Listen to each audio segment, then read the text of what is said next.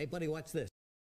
Hello, RegisKillbin is the name and Hearthstone is the game, and this is custom card review number 3, where I take a look at some of the 1-mana custom cards that my community recently submitted. Now, for those of you who are curious about custom card review number 4, you can stay till the end of the video where I describe the requirements for next time, or you can just use the links in the description below to get more info for number 4's review, but also the rules and submitting the card. The form will be down there too, but I just want to go ahead and jump into these cards before talking about next time. So let's do exactly that, the 10 best custom cards from the last round of submissions right now.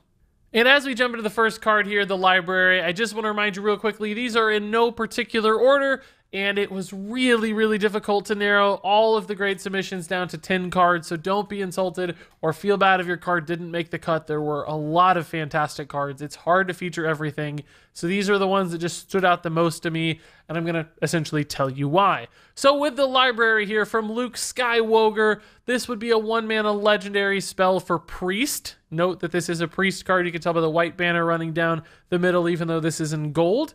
And this one is a very cool idea, and it's all about deck manipulation and deck silliness, as we've seen some with some other cards in Hearthstone. It reads, shuffle your deck in alphabetical order. And I'm going to be honest, I have no idea what implications that has. I have not sat down to like piece together a deck and be like, oh my god, it's this beautiful, magical, powerful curve that's achieved every time perfectly and it will break the game. That might be the case. Who knows? That might be possible to solve. And frankly, I hope you guys come up with some cool ideas in the comments below. I want to see it. I don't really know that that's the case, but I don't care because this is just such a creative idea and such a new cool challenge to build your deck around, where you try to create some combo or draw order or perfect curve that's only achieved when you play the library. And interestingly, of course, is the library is not a quest. It doesn't always start in your opening hand despite being 1 mana. So sometimes this might not show up when you want it to, and you might not be able to shuffle your deck into alphabetical order. So then maybe you create things like shadow visions to help you more consistently find the library. But even then you pull shadow visions out of your alphabetical order, or the second shadow vision screws up your alphabetical order. There's all these just instant repercussions that start happening as you try to unfold and weave this into a sensible deck, and that's what makes it so cool, and that's what makes it so fun. But I have to imagine, with all the shenanigans and combos and silly stuff that Priest can do, that if you do make this work, if the library were a real card and somebody figured out this perfect combination, it could actually add a lot of value to the deck and make it much stronger, putting your weakest cards near the bottom, putting your strong cards at the beginning, your low cost stuff at the beginning. All of that would add up into very interesting implications. So is this card good? Who knows? I don't know. It takes thousands and thousands of man hours of theory crafting to figure that out. I'm hoping you guys do that work for me. But it doesn't matter because it's just so neat. And thematically, too, the idea of a nerd gnome here, like organizing different cards into the specific order for the library, the Dewey Decimal System sort of thing, that's awesome. So I love this from top to bottom. Great design, really cool idea, and maybe a pretty strong card even if everything lined up perfectly. So now let's move on to the mass-produced Minibot from Ogre. This is a really cool card that basically combines the keyword from Boomsday Project with the main, or one of the main keywords from the Witchwood, which is combining magnetics and mechs with echo. And I think it does it in a very cool way with a great name and artwork as well. All of this lines up perfectly. This is just a 1-mana 1/1 mech that has magnetic, so you can attach it to other mechs, but it also has echo, so you can replay it multiple times in a turn. So yes, essentially, sometimes if you had 10 mana and a mech on board, this would be a 10/10 buff for 10 mana. It'd be that like dino size style of card almost, or even better in some ways, because it doesn't just set the health to 10, but it buffs it by 10. So it could be this huge damage burst for 10 mana, like a Pyroblast attached to a minion. That could be awesome. Other times this could just be a Blessing of Kings in a pinch, where you have 4 mana and some mass-produced mini-bots, and you got that Blessing of Kings buff, or like a War Gear style buff. It's got a ton of flexibility in that regard, but sometimes it could also be a token board builder, where you play 7 mass-produced mini-bots, and then you stack a couple other mass-produced mini-bots on some of the mass-produced mini-bots you've already played, played, and you end up with like, you know, a 3/3, a 2/2, and 5/1/1s, and you get yourself this cool little board. So I just love the flexibility and the implications, being able to play this thing in lots of different ways, and the idea that Dr. Boom is pumping out all these different little bots, and they just keep coming and keep coming down the assembly line, essentially. That makes the echo aspect of it work really well, too. And although I think this would be a very strong card because of that flexibility, both good in the early game, but strong in the late game, it's very, very good, but that's okay. Mechs so far have not been a dominant archetype. Magnetic is okay. There's a few select magnetic builds and cards that are strong, but this would just give it a little bit of extra depth and reach that might help some of those decks that are close to being good get just over the hump. So I think this would actually be a great card for Hearthstone in general, and I just love the way it combines two keywords together. So up next here, I have the Chaos Bolt from Synth and Lasers. This is a 1-mana Warlock spell, and this one's all about discard synergy, and it adds a cool new tool to discard Warlock decks, which still have not gotten there. Discard Warlock, as much as Blizzard keeps trying, it just can't quite get there, but a card like this could really help. This one reads deal 1 damage. So at its best, at its base, it's 1 mana, 1 damage. Not the most exciting card in the world, but it has +1 spell damage for every card you've discarded this game. So for instance, if you've discarded 6 cards to complete the Warlock quest, suddenly this is 1 mana, deal 7 damage. And remember, that can go to both minions and go to the face. So this becomes a really cool finishing tool, or sometimes just a really cheap, efficient removal tool to help you swing games in a discard deck, or just outright kill your opponent. Because remember, discard decks are probably running things like Soulfire as well. So a couple Soulfires, a couple Chaos Bolts, suddenly you might be able to hit your opponent for just ridiculous amounts of combo damage. But it's not without its own check, right? Because Chaos Bolt can also get discarded. Much like many other things, there's no upside to this card getting discarded. So there's some downside and some inherent risk built into this. It's not always going to work. So you can't build a deck specifically to exploit it, because it might backfire sometimes. But other times it's this neat little extra tool that gives discard lock something cool to work with. And if you think about it, just even running this with like a Doomguard and any other Warlock deck would still be pretty cool. Because a Doomguard's going to discard you 2 cards, then this becomes a 1 mana deal 3 right off the bat. And that's a very efficient tool. Like, that's better than Dark Bomb, and people run Dark Bomb. So a couple Doomguards makes this a 1 mana deal 5. That's suddenly very powerful. And you can start to see, maybe you don't have to build a full discard deck to make this work. Maybe just a few here and there, but also in a full discard deck. It seems amazing as well. So to me, neat flexibility with this card, but also primarily supporting a very cool archetype and giving you this Pyroblast for 1 mana sometimes would be very neat, and perhaps finally give discard lock the tool or the reach or the just raw power that it needs to find some success. And then up next here, we have the Tournament Announcer from Wrathgang. This would be a 1 mana 0/3 neutral minion, and it combines a recruit style effect with clearly some grand tournament themes. And you can see that Wrathgang even chose to put the grand tournament emblem in the back of the card here, which I thought was cool. So clearly we know where this one fits in. But it reads, at the start of your turn, recruit a minion with cost equal to this minion's health. So what that means is, if you play this out on turn 1, and it survived the turn with its max health, you would then recruit a 3-drop for free from your deck. And that's actually really strong. That's quite good to get a 1 mana card that turns into a 3-drop right away. That's a strong tempo play for 1 mana, assuming your 3-drops are built in a way to utilize this. So, you get a Tar Creeper, for instance, instead of something with a Battle Cry. You wouldn't run Battle Cries with this sort of card. But then you play this on turn 2 and you hit it with Power Word Shield, and suddenly it's a 5 health minion, and you could potentially recruit a 5 mana minion from your deck for only a 1 mana commitment. And that's also pretty darn amazing.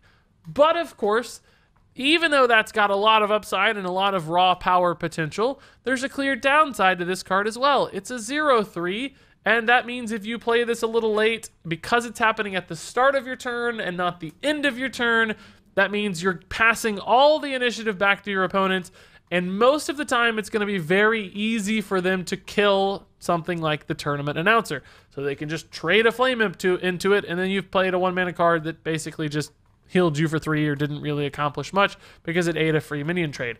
So you know, it's not always a given, it's not always guaranteed. And I think that balance between sometimes it works, sometimes it doesn't, it works better against some decks than others, all of that's really cool. Not to mention, your opponent can also chip down the health total of this card. So even if they can't kill it, if they just ping it, for instance, and they hit it down to 2 health, it's only going to recruit a 2 health minion as opposed to, or excuse me, a 2 mana minion instead of a 3 mana minion. And you might not have built a 2 mana minion, or maybe you didn't want a 2 mana minion to get recruited. So there's all these sorts of checks and balances happening with this card that, even though it seems powerful and it seems like it could snowball out of control, certainly if this were ever to become a staple in a Hearthstone meta, the meta would shape itself, decks would shape themselves to make sure they had at least some sort of answer to this thing to prevent it from being absolutely crazy. Also, there's some deck building restrictions built into the tournament announcer as well. So it's got some cool upside, really neat potential. Thematically, very cool because she's announcing new minions coming into play, entering the battlefield. That's all perfect and awesome. So I think this design is great and very much something that Blizzard would probably be willing to print. It is still potentially scary with like Divine Spirit buffs and stuff where it gets hard to kill, but single target removal is certainly a thing in Hearthstone. So I think it's good, strong, but not totally crazy overpowered. I'm curious if you guys think otherwise. As always, I'm not trying to get perfectly balanced cards. That's impossible to know if things are balanced because we just can't see them in play. I'm focusing more on design and creativity and the mechanics of the card. So if you think this one's crazy overpowered, let me know. Some people might think it's underpowered too, by the way. I wouldn't be surprised by that either, which is the enigma that makes this card so darn exciting in the first place. It seems very, very cool. So well done, Roth Gang. I like this one a lot. So now let's talk about this, a 1-mana hero card. I love it. And there were a few different 1-mana hero cards submitted, some better than others, all of them pretty decent to be honest. And there were in fact a few Murloc-themed 1-mana hero cards that showed up as well. So Murfas Menethil here from the Dominated was not alone in being the only Murloc hero card. But Murfas Menethil clearly here upon Arthas Menethil, the Lich King, as some of you may know him. This would be a Paladin hero card, 1 mana, 2 armor. The battle cry reads, equip a 1/2 mini Frostmourne, and then the mini Frostmourne is a 1/2 weapon with the same effect as the big Frostmourne that you see from the Lich King Death Knight card, where if you kill stuff, it summons it. But then the hero power for Murfas Menethil would give your Murlocs lifesteal. So obviously this is designed as a card meant to be played in Murloc decks. But I think there's some interesting balance happening in this card because even though it's a really cheap hero card, which might seem scary because hero cards are often really strong, and even though Mini Frostmourne has a lot of potential to become a strong early game weapon with some big tempo swings, if you can kill a couple minions, you're both killing your opponent's things, but you're also getting them back. There's a lot of potential there.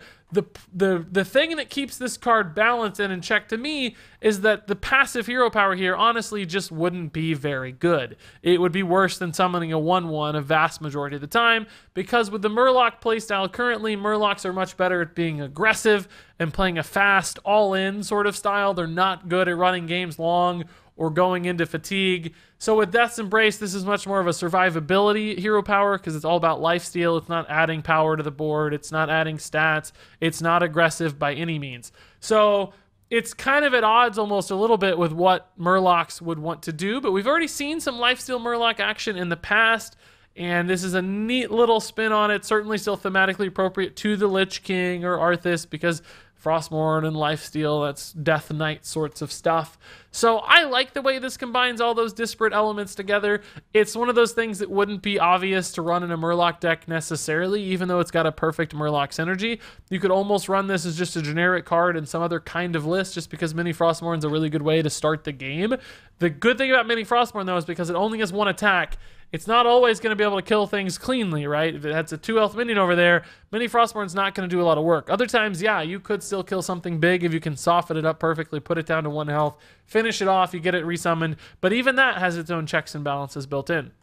So ultimately, This is a good card on its own, like a mini Frostmourne for 1 mana basically is what you're getting here. That would absolutely be a playable card because it's better than something like Light's Justice, which is 1 mana for Paladin, because you're getting that awesome death rattle and the potential swing of getting those minions resummoned. That's great. The 2 armor is a nice little bonus as well. It's just the hero power that makes sure this thing isn't completely busted or overpowered because, again, just doesn't contribute much to the Murloc style, although maybe you could build some more mid-range or late-game control Paladin with some big scary Murlocs in it and do something like that too. So really, there's all kinds of different ways to play Murfas Menethil, and that's what I like about it. It just combines a funny idea here, this Death Knight Murloc that's, you know, trying to live up to the ideal of the Lich King, but not quite there because it's just a tiny little baby Murloc, and it really kind of fits Paladin's style as well since there's no Death Knight class in the card, or in the game. I like Murfas Menethil a lot. There were other great options for good Murloc hero cards too. It was tough to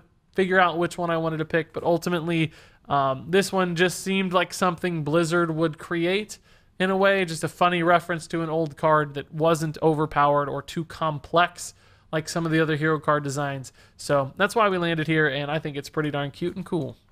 So up next here, I have a 1 mana spell for Priest from Dark Chaos Games. This is Multiplying Mixture, which is a great fit for the Boomsday Project with Xeric and all his cloning shenanigans. This card reads, create a copy of a friendly minion and put it on top of your deck. It keeps all effects. And this sounds like a kind of boring card until that very last line in parentheses there where it reads, it keeps all effects. So in other words, if you buffed a card, if you made it into a giant minion with all kinds of crazy shenanigans from Priest, if you gave it Divine Shield, you gave it Lifesteal, if you create a copy of that and put it on your deck, guess what? It becomes an awesome extra resource. So you can suddenly go all in on a card like Xeric, Master Cloner, for instance, which right now doesn't have a lot of cheap buffs to utilize with successfully. You can play Multiplying Mixture on Xeric. Suddenly you get a brand new Xeric on top of your deck that might also have a Divine Spirit and Power Word Shield and whatever other kind of crazy buff the Priest managed to put on there. And you have a second Xeric. So instead of going all in on this one card right now that's far too risky to commit to and your opponents just deal with it and there's no upside really to Xeric, it just isn't working very well at the moment, suddenly this gives you a really easy, cheap backup plan that you can plop down immediately afterwards because you know it's going to be on the top of your deck. So suddenly your opponent has to find more answers. You're running a card that's less risky because you get multiple instances of it.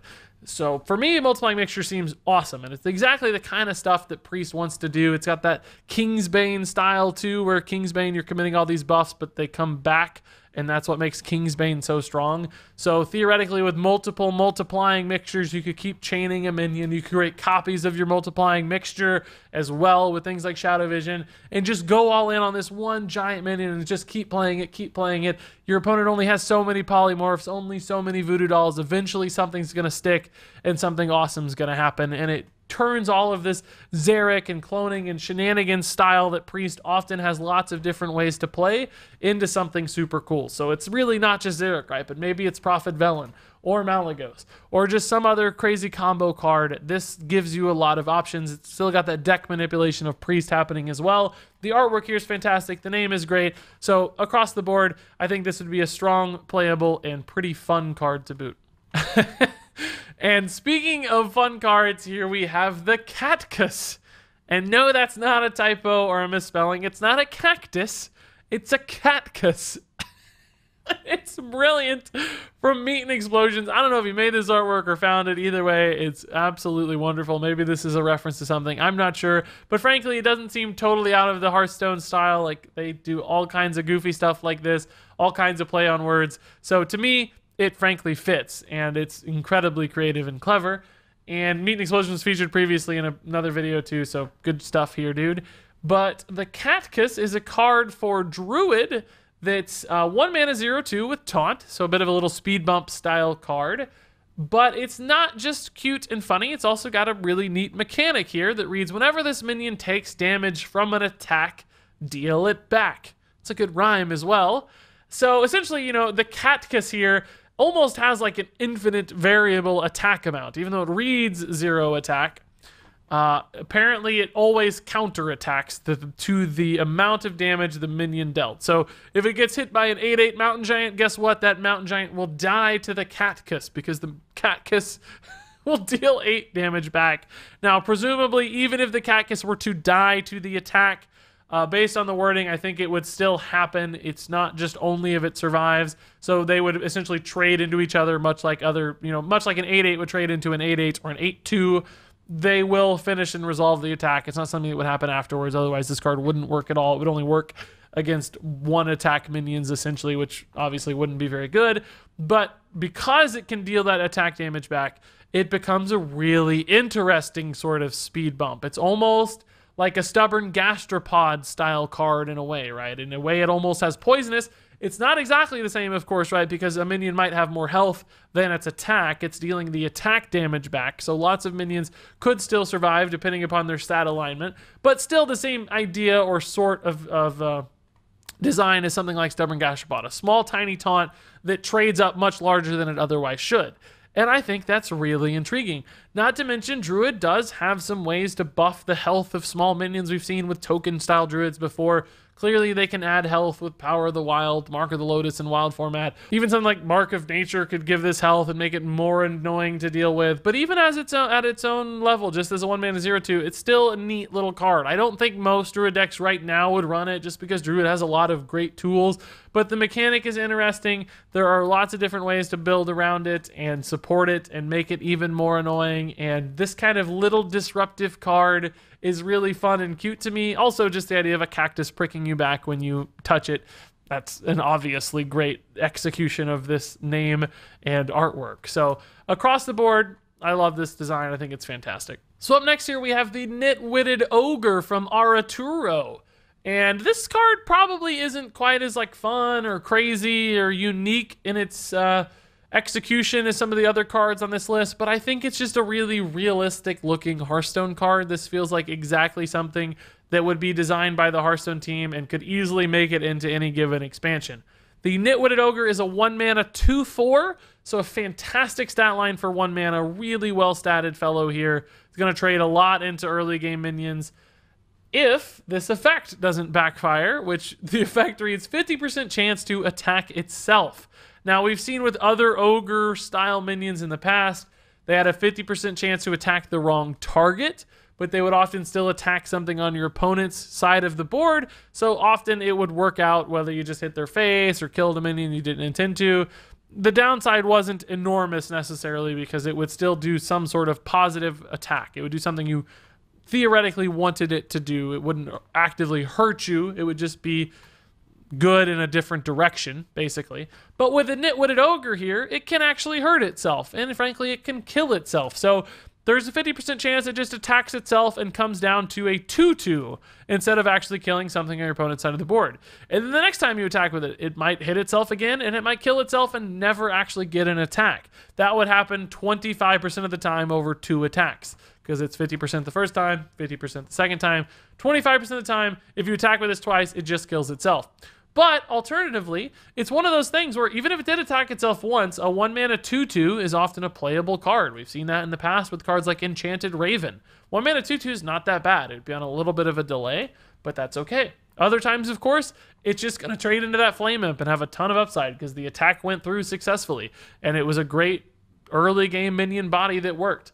And often your opponent's going to feel compelled to deal with it anyway. Even though it's got some downside and risk, your opponent's like, I guess I got to deal with a Nitwitted Ogre just in case. I don't want it going crazy, killing a couple of my early game minions. So they might sack some resources into it anyway, just to reduce the risk. So would this be a card that's played a lot and constructed? No, I don't think it would.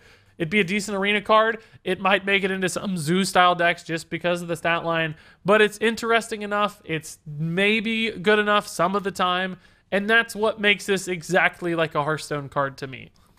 And then up next here, we have the Boarding Party from Aaron Likes Base. This is a 1-mana spell for Warrior, and it combines Pirates with Rush, which I think is really cool, because in the past for Warrior, the primary archetype was all about Pirates. Then we moved into this new Rush era for Warrior with the Witchwood.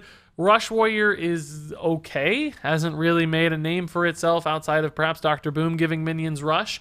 But this takes those two different things and it fuses them together in a really interesting way. Because Pirates got kind of bad without patches, But now if you do something like Boarding Party, maybe pirates become powerful again. Maybe they become more of a mid-range board-centric style of play instead of this all-in charge aggression style of play. Because giving minions rush means you're encouraged to take value trades, essentially. Rush is only helpful if you're trading into minions, and pirates can do that fairly well. In some cases, there are some mid-range pirates, and if you get the buffs from South Sea captains, you can do some neat things. Beyond that, this also gives your pirates +1 attack. And note that this doesn't actually say +1 attack this turn. It just says +1 attack overall. So if you play this before dropping 3 or 4 pirates, you're going to get basically 3 or 4 extra attack in a single turn, which, you know, towards the mid game could be a really nice swing turn, giving your pirates all of these extra attacks. Now, right now in Hearthstone, I'll be honest, this wouldn't see play. The pirates in the pool that exists currently probably don't support this more mid-range look at pirates or this rush combination with pirates, but I would love to see pirates make a comeback in that fashion, less charge-oriented, just a little bit slower, and a card like this would be perfect. Now, beyond that, I think the name here is great. A boarding party of pirates, you know, slamming into another boat, jumping across, raiding that boat. That's exactly what pirates are doing. And that's exactly what Rush is like, rushing onto another boat, you know, trading into the enemies on that boat and getting attacked because they're being super aggressive. So I love the name and the artwork here. It's perfect for the card and for the mechanic, and also just the fact that this combines 2 different things that Warrior's all about. Even though it wouldn't work today, I think this card would be a great direction for Blizzard to take, and I think it's a great design too. And then finally here for my last card, I have Dr. Diplomatic from Catch-22, which is the perfect name because this card's a little bit of a Catch-22 itself. 1 mana 1/1 legendary here with a start of game effect. It reads, swap this with a random card in your opponent's hand. So remember, the mulligan phase happens first in Hearthstone, so your opponent chooses their cards, then they come into your hand, and then start of game effects happen. You'll see things like Baku and Gin Greymane go off. Dr. Diplomatic would go off at that time after you've both already mulliganed. Whether or not he's in your hand, it doesn't matter. This is a start of game effect, so it happens wherever he's at in the deck. So you don't have to mulligan Dr. Diplomatic for it to work. It just works every single game. And the reason that's cool is because, first off, you guys know I love combo and card disruption effects. I've included a lot of those in past custom card reviews. This time I really only included this one, but this is my this is my pick for a disruption effect. And the reason it's so cool is because it has a Catch-22 built in. So for instance, if your opponent has a card that is fundamental to their success, it's a combo card they desperately need, and they decide to keep it in their mulligan, then they're risking losing that card or any other combo card. So imagine like Shutterwalk or Grumble or Serenite Chain Gang or Life Drinker. You can't keep those in your mulligan if your opponent runs Dr. Diplomatic. So you have to mulligan away from your combo cards. But you don't know if your opponent runs Dr. Diplomatic. So sometimes you decide to keep one anyway. You keep your Shutterwalk just to make sure you draw into it, or you keep your Grumble or whatever. And then there's a chance you lose it to Dr. Diplomatic, and then you don't have that combo piece. So it's this constant, you know, balancing act. Is Dr. Diplomatic being played in the meta? If it is, I don't get to keep these cards in my mulligan, right? Which means that's still disrupting them. Even if you don't steal anything good, if they mulligan away from good stuff, that makes it less likely they have that Keleseth or that Shutterwalk in their opening hand, and that's good for you. You've disrupted their game plan and their strategy. You've put their good cards out of their mulligan. That's exciting. If Dr. Diplomatic falls, people start mulliganing into their stuff. So you can see how it kind of keeps itself in check, and occasionally you can surprise your opponent, get something good. That's really intriguing. Now, I think there is an argument to be made that this is the sort of card that everybody would run in every deck no matter what, just because it's always removing something from your opponent's deck and putting in a bad card, which is a 1 mana 1/1. And obviously that's not good for your opponent no matter what. Even if you don't steal a combo piece, just giving them a 1 mana 1/1 isn't good for them at all. It hurts their deck, and you get something that's presumably slightly more valuable. There is an argument to be made there for sure. I think that is a reasonable problem for this card. Maybe it actually needs a good stat line so that you're giving your opponent a better minion. Perhaps this could be a 2/2 or 3/3 so that they get something at least halfway playable, and it might punish you sometimes if it, you know, if you're giving it to them.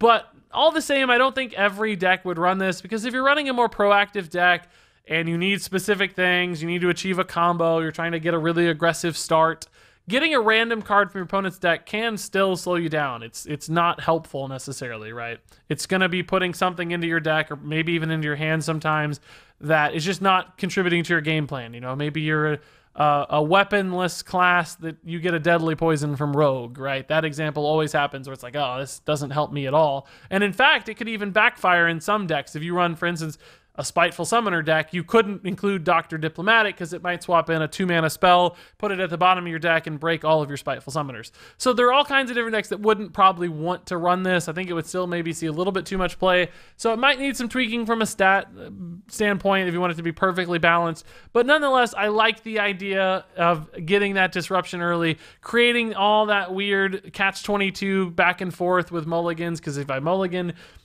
correctly, I get Dr. Diplomatic. If I don't mulligan correctly, I don't get my card. That built-in catch-22 is really, really funny, and particularly because of the name of the creator here. So ultimately, I still like the design. I think it's really cool. Maybe just a few tweaks here and there to make it perfect, but I wouldn't mind seeing this in Hearthstone myself. I'm curious what you guys think, though. And that said, that's all 10 cards. I thought all of those were fantastic. We had a wide gamut there, a few legendaries, some more standard vanilla style cards, really creative, crazy, cool effects, and that's what I like. All kinds of different stuff comes together. Now, I'm sure anybody out there, if you'd seen the same list I'd seen, you might have picked 10 different cards. Maybe we wouldn't have all shared the same. I can't help that. I just picked the ones that are most interesting to me, that just strike me as the most balanced, the most fun, the most creative, whatever it might be. You know, it's just, I am obviously going to be a little bit biased to what I like, and that's just how this has to work. But that said, lots of good stuff. You guys are submitting some really cool cards. Again, don't take it personally if I didn't pick your card.